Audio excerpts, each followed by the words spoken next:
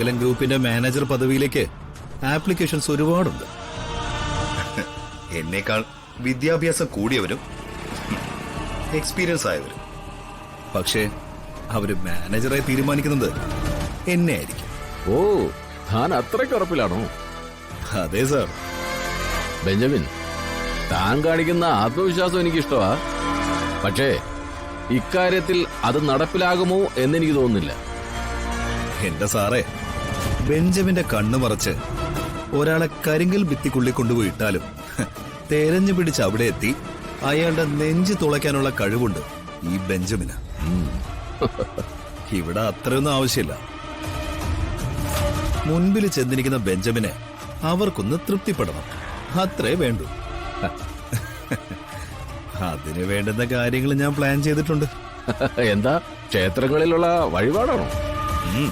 സാധാരണ ഇന്റർവ്യൂവിന് ഇറങ്ങുന്നവര് അത്തരം കാര്യങ്ങളൊക്കെ ചെയ്യാറുണ്ട്. വഴിപാടല്ല, ഒരു ചടങ്ങ്. അത് കുറച്ച് കഴിയുമ്പോ തന്നെ നടക്കും. ഏകദേശം അപ്പൊ തന്നെ എന്റെ പേര് സെലക്ട് ആവുകയും ചെയ്യും. താൻ എന്തൊക്കെയാണോ ഈ പറയുന്നേ? സാറത് വിട്ടേക്ക്. പിന്നെ ഒരു കാര്യം എന്താ ഞാൻ ഉറപ്പിച്ചു പറയാം. എന്റെ അടുത്ത കോള് കണിമംഗലം ഗ്രൂപ്പ് ഓഫ് കമ്പനീസിന്റെ മാനേജർ എന്ന നിലയ്ക്കായിരിക്കും. അതെ, ഓവർ കോൺഫിഡൻസ് ആണ്. പക്ഷെ എന്തായാലും ഞാൻ എന്റെ കടമ ചെയ്യാം. All the best. Thank you sir.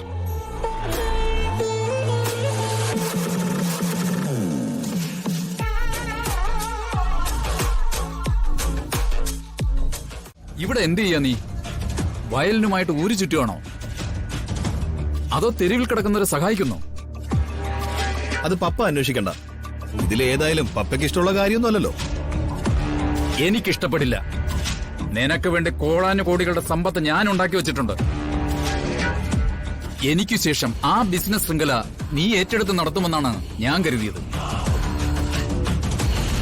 എന്റെ മകൻ അതിനു പകരം ഇങ്ങനെ ഒരു തെരുവ് തണ്ടിയാകുമെന്ന് ഞാൻ ഒരിക്കലും പ്രതീക്ഷിച്ചില്ല. പപ്പയുടെ ബിസിനസ് സാമ്രാജ്യത്തിലെ എനിക്ക് സ്വസ്ഥത കിട്ടത്തില്ല. എന്തിന്? പപ്പ കെട്ടിപ്പൊക്കി ഉണ്ടാക്കിയിരിക്കുന്ന മണിമാളികയില്ലേ, അവിടെ എനിക്ക് ഒരു നേരം മനസമാധാനമായിട്ട് കിടന്ന് ഉറങ്ങാൻ പറ്റുന്നില്ല. അതുകൊണ്ടാണ് ഞാൻ ഇറങ്ങിയത്. ബെഞ്ചമിൻ, ഇപ്പൊ നീ നിഷേധിക്കുന്ന കാര്യങ്ങളോർത്ത് നാളെ നിനക്ക് വേദനിക്കേണ്ടി വരും. പണമാണ് എല്ലാത്തിന്റെ അടിസ്ഥാനമെന്ന് നീ പഠിക്കുന്ന ഒരു സമയമുണ്ടാവും. പണമാണ് എല്ലാത്തിന്റെ അടിസ്ഥാനം എന്ന ചിന്ത ഒരിക്കലും എന്റെ മനസ്സിൽ വരില്ല. അങ്ങനെ വരുന്നതിനേക്കാളും നല്ലത് ചാവുന്നതാ. ബെഞ്ചമിൻ, സോറി പപ്പ. ദേ, ഇവിടെ ഒരു സീൻ ക്രിയേറ്റ് ചെയ്യാൻ എനിക്ക് താല്പര്യമില്ല. ഞാൻ ഒരു ഇന്റർവ്യൂ അറ്റൻഡ് ചെയ്യാൻ പോവാ ഒരു കമ്പനിയിൽ. എന്താ മോനെ നീ ഈ പറയുന്നത്? സ്വന്തമായിട്ട് ഇത്രയും കമ്പനികളുള്ള ഒരാൾ വേറൊരു സ്ഥാപനത്തിൽ ജോലിക്ക് പോവുകയോ? ആ തൽക്കാലം ഒരു ജോലി വേണം തോന്നി, ആരെയും ഡിപ്പെൻഡ് ചെയ്യാതിരിക്കാൻ. എന്റെ ഭക്ഷണത്തിലുള്ളത് മാത്രമേ ഞാൻ എടുക്കുന്നുള്ളൂ. ബാക്കിയേ ഈ നാട്ടിലെ പാവങ്ങൾക്കായിരിക്കും. നീ ആരാടാ? യേശുക്രിസ്തു, അതോ ശ്രീനാരായണ ഗുരുവോ, അതോ വേറെ ഏതെങ്കിലും പുണ്യപുരുഷനോ? അതെ, പപ്പയ്ക്ക് ഞാൻ എന്ത് പറഞ്ഞാലും പരിഹാസം. കാരണം പപ്പ പണത്തിന്റെ കണക്കിൽ മാത്രമേ ആളുകളെ അളന്നിട്ടുള്ളൂ, മനുഷ്യത്വത്തിന്റെ പേരിൽ അളന്നിട്ടില്ല. പപ്പ ഒരു കാര്യം മനസ്സിലാക്കണം.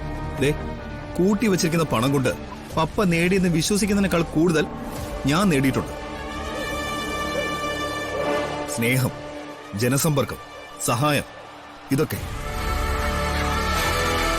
എന്റെ പപ്പ ദരിദ്രനായ മനുഷ്യന് ഒരു നേരത്തെ ഭക്ഷണം വാങ്ങിച്ചു കൊടുക്കുമ്പോ അയാൾ മനസ്സ് നിറഞ്ഞു ചിരിക്കുന്ന ചിരിയുണ്ടല്ലോ, അതിന് പകരം വെക്കാൻ ഈ ലോകത്തൊന്നുമില്ല.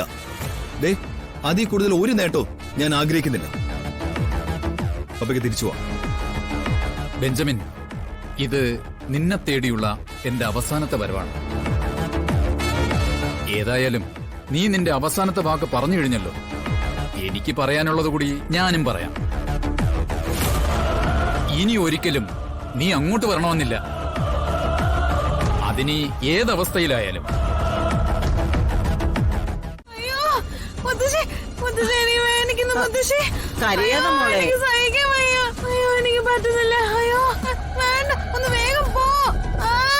എടി, നമ്മളിപ്പോ ഹോസ്പിറ്റലിൽ എത്തും. ഇപ്പൊ തന്നെ എത്തും. അയ്യോ, എത്ര വേഗം പോ. അയ്യോ അമ്മേ.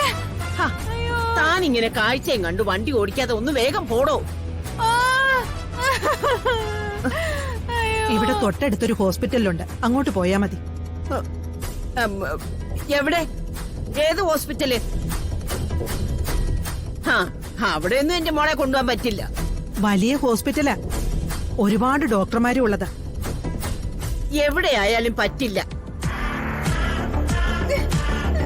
എവിടെയെങ്കിലും കൊണ്ടുപോ. മോളെ ഇതിനു മുമ്പ് ചികിത്സിച്ച ഒരു ആശുപത്രി ഉണ്ട്, അങ്ങോട്ട് പോയാ മതി. അതൊരുപാട് ദൂരല്ലേ മുത്തശ്ശി? അതുവരെ ഇവിളി വേദന സഹിച്ചു കിടക്കോ? അവൾ അത് സഹിച്ചോളും. അവിടെ തന്നെ ചികിത്സിച്ചാ മതി. മുത്തശ്ശി കരയാതെ മോളെ. മോളെ വേഗം കൊണ്ടുപോ മുത്തശ്ശി. എന്റെ കൊച്ചെ ഒന്ന് അടങ്ങി കിടക്കടി. മോരി മനസ്സിലാവാതെ കിടന്ന് കൂവ. ഈ പോക്ക് പോയാ ആ ഹോസ്പിറ്റൽ വരെ എത്തില്ല. സുകുമാരി, നമുക്ക് എന്തായാലും ഇവിടെ കയറാം. പറ്റില്ല എന്ന് പറഞ്ഞാ പറ്റില്ല. പ്രിയയുടെ കാര്യത്തിൽ മുത്തശ്ശിക്ക് ഉത്തരവാദിത്തമുള്ള പോലെ എനിക്ക് ഉത്തരവാദിത്തം ഉണ്ട്. പിന്നെ ജയഭാരതി മുത്തശ്ശി പറഞ്ഞ ഹോസ്പിറ്റലിൽ തന്നെ പോയാൽ മതി. എന്നാലേ നീ നിന്റെ മുത്തശ്ശി കൂടെ പോയിക്കോ. ആ ഹോസ്പിറ്റലിലേക്ക് വരാൻ എനിക്കും എന്റെ മോൾക്കും താല്പര്യമില്ല.